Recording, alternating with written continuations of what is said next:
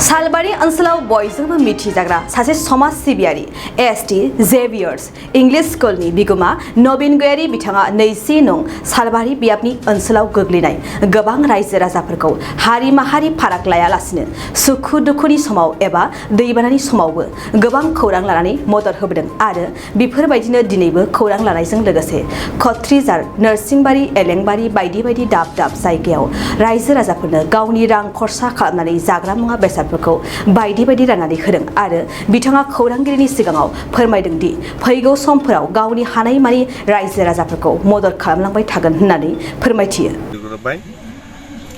बेखिनियावनो आं बेखौनो बुंनो सानो आं दिनै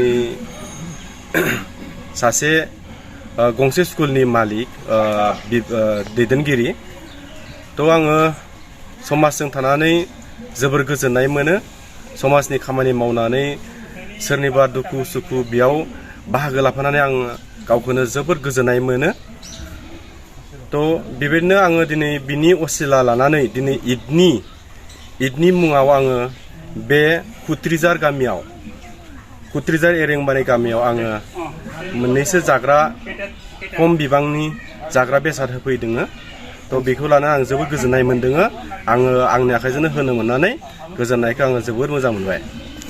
नोंथांखौ जोङो गोबां नुनो मोनो बिदिनो समाज सिबियारि हिसाबै जों मिथिनो मोनो नाथाय गोबां बिदिनो सुखु दुखु खबर लायो नोंथाङा मा फोरमायगोन? थ' आङो बेखौनो बुंबाय दहायनो आङो माने समाजजों थाफानानै गोजोननाय मोनो आरो भबिष्यतावबो बेबायदि थागोन आरो बयखौबो हेफाजाब होनानै आं गोजोननाय मोनो आरो। थांनाय दैबानायावबो गोबां रायजो राजाफोरा भुगिनांदों बेयावबो नोंथाङा माबा मोनसे खौरांफोर लादोंबावदों नामा? निस्सय आं लाफैदों आंनि लोगो माखायाबो दङ बिथांमोनानो आंनि लोगो गोजा बिथांमोनखौ लानानै आङो बे एरियायावबो बेरायफैदोंमोन बे एरियायाव रेलि केम्पआव थानांगौबो जादोंमोन थ' आं खबर लाफैदोंमोन आरो ओमफ्राय मोननैसो मुवा बेसाद बेफोर सानैसो बांसिन होलांनाय जादोंमोन आरो। नोंथाङा बे सहायखिनिखौ नोंथांनि रांजोंनो होफैदों नामा होनना फोरमायगोन नामा? निस्सय आङो आंनि रांजोंनो होफैदों आंनि जिखिनि आखाइयाव दं बेखिनि थाखाजोंनो आं होफैदों आङो पलिटिकेलनि असिला लानानै दिनै बेखिनि मालखौ रानाखै थ' आङो मानसिनि गोजोननाय लुबैनानै मानसिजों सोलिनो लुबैनानै मानसिजों अनलायनो लुबैनानै बयजोंबो अनलायनानै थानो लुबैनानैसो आङो दिनै बेखिनि मालखौ बेसादफोरखौ होफैनाय जादों आरो।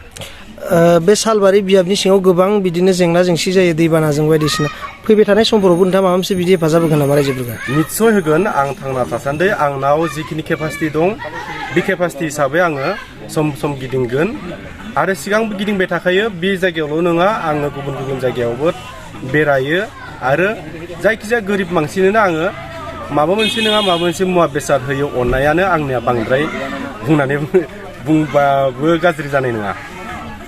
আমাদের কাম করে ভালো মানুষ এই আমার ঈদের নামত কি স্কুল সেঞ্জার স্কুলের মালিক এই আমার ঈদের কারণে কিবা মিঠাই চিঠাই নারকেল চাৰকেল আনি আমাক ৰাইজৰ গৰীব মানুহৰ কাৰণে দি সহায় কৰিছে।